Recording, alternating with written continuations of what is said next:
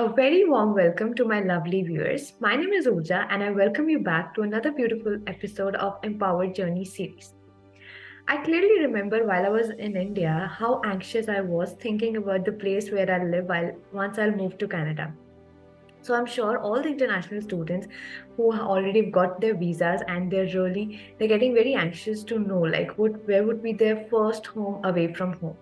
So if you're getting panicked a little bit, let me tell you, today we have with us joining a landlord herself who has been renting her place for a few decades now in Canada.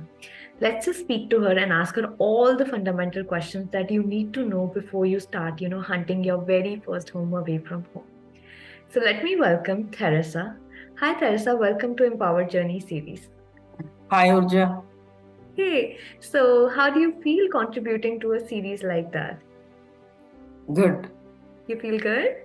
Yeah. Are you excited? Ready to help all the students? Yes. You are. Perfect. So let's just jump right into the conversation.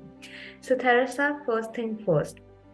So, when is the right time, according to you, that a student should, start their journey of finding their very first home away from home?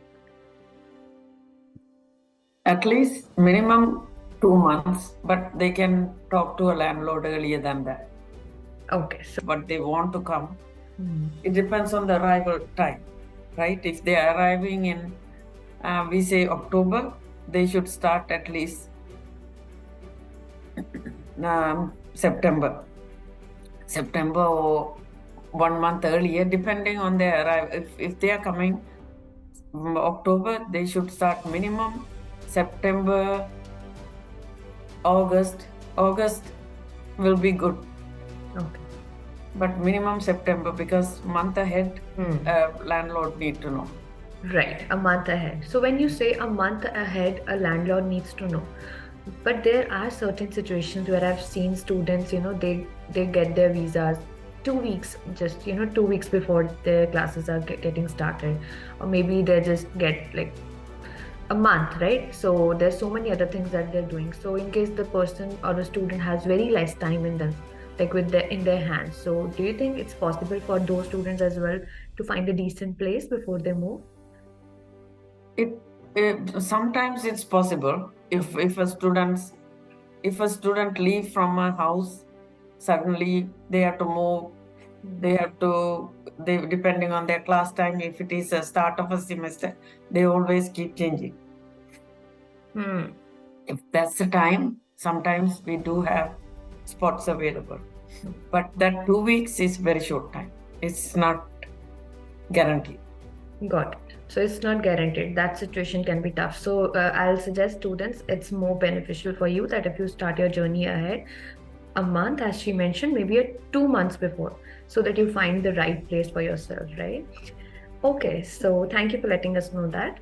So the second question, so now we know that they need to start their hunting journey good 1 month or 2 months back. So which are the sources do you think students should go, right, to find their places? So through which platforms do students connect with you in case they need a place or something for themselves? So most of the students do through friends, Kijiji, and they could do Facebook Marketplace. Those are the three I know. Those are the three, perfect. So, but here, when we have to go to sources, we know there are a lot of scams that are happening, especially at Kijiji, Facebook Marketplace. Is there any one advice that, you'll ask students to keep in mind? Or maybe there are any red flags that you want to, aware them of? The best way to do is that you directly get in touch with the landlord. If you don't get the information what you need, like can you show me a picture of the place? How is does the place fit for you after the pictures? Then you ask him what are the conditions of the house, and then you have to ask when can I come, right? And then when you are giving these talks and asking these questions, if somebody cannot take pictures and send it to you and give all the details, all these minor details that you are looking for, then there's something wrong. Got it. Right? if a landlord is honest and everything, you can easily see pictures and there's nothing to hide. Whatever you need, they would be upfront. Perfect. So what you're trying to highlight here is that students should ask as many questions as they can, and in case they feel like in any situations the landlord is, they are not sending you pictures or they're not ready to give you, maybe a student wants a video call and they just want to see the area around, or they have any other questions, right? So they can just directly, they should know that if the person is not helping them at this moment, that person is not right, and then they're not going to help them in the future as well, right?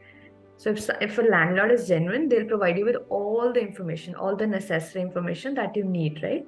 So students, you should know that it's your, responsibility and it's your right. You have to ask all the questions. If somebody is trying to say, okay, so I can't pass on this information, let's just talk once you are here. No, you are there. You have to ask all the questions and then you have to make the right decision for yourself, right?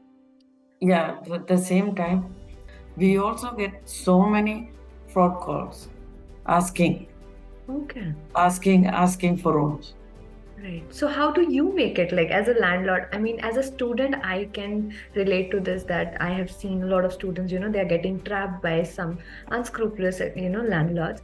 So when you say you do also as a landlord get so many scam calls, and so how do you make it, whether that student is genuine or not?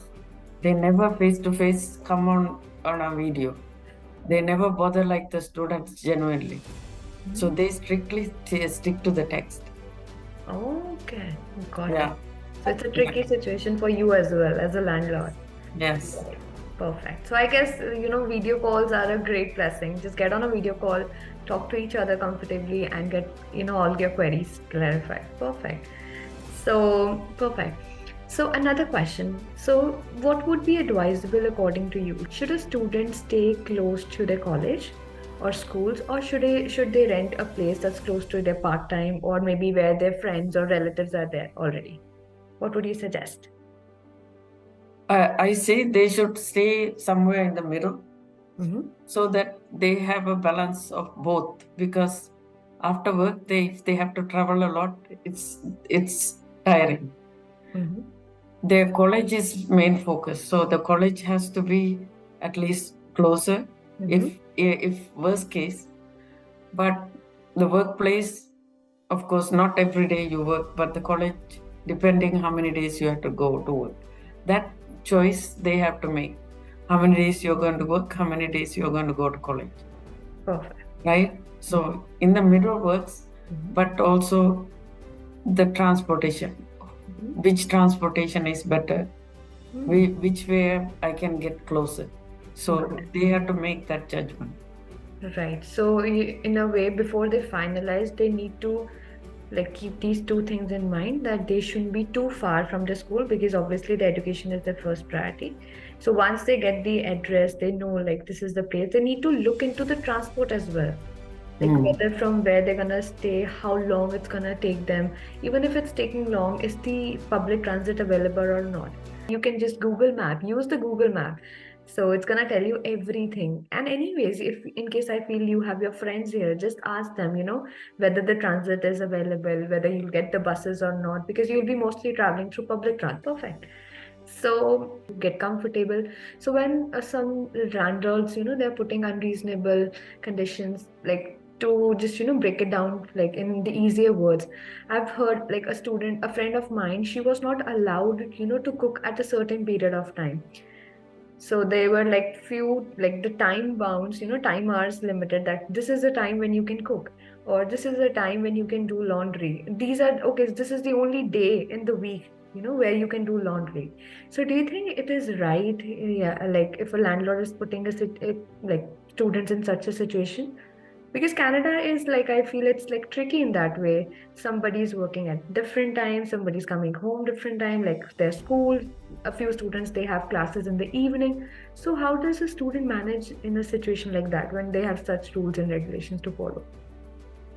See, it all depends on your budget.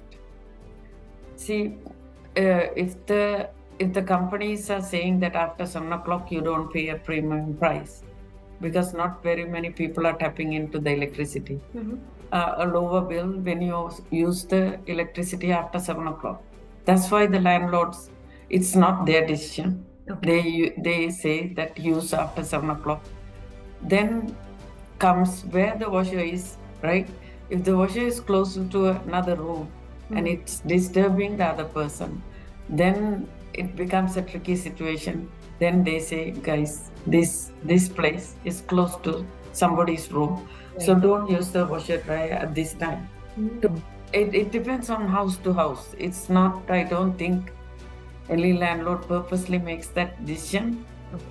Sometimes if the landlord is living in the same house, they give tenants these days, and the landlord, they divide the dates.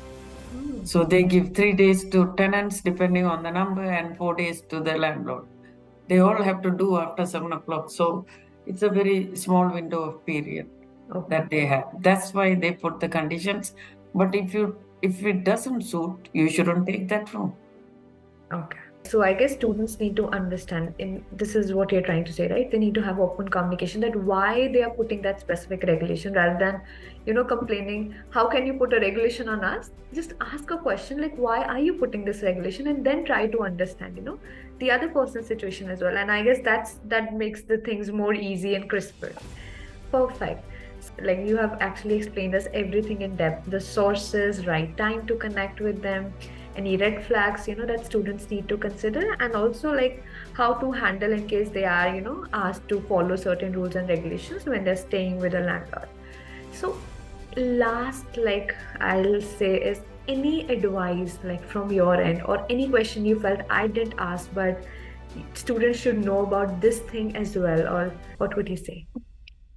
I would say if you're really interested, if you want to find more details, directly communicate with the landlord and find out more. Any questions you need to ask beforehand, you need to clear it up. I don't think the landlord refuses to take a picture or answer your questions.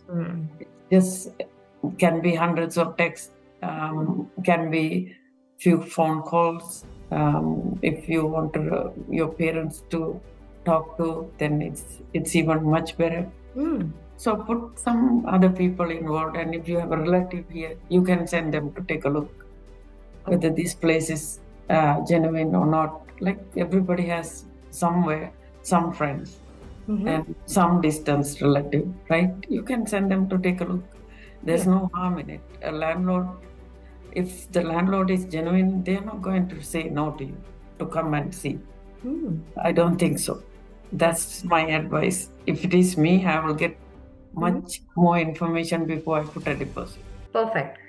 So thank you so much, Theresa, for this lovely conversation. We had so much fun, and I am sure all the international students, they're gonna get the right direction, and they won't. I don't think so. They'll have any other questions when they start their journey. So thank you so much for guiding us international student community and helping us know all the insights that they need to know. So thank you. Thank you You're for welcome. spending your time. Thank you. You're welcome.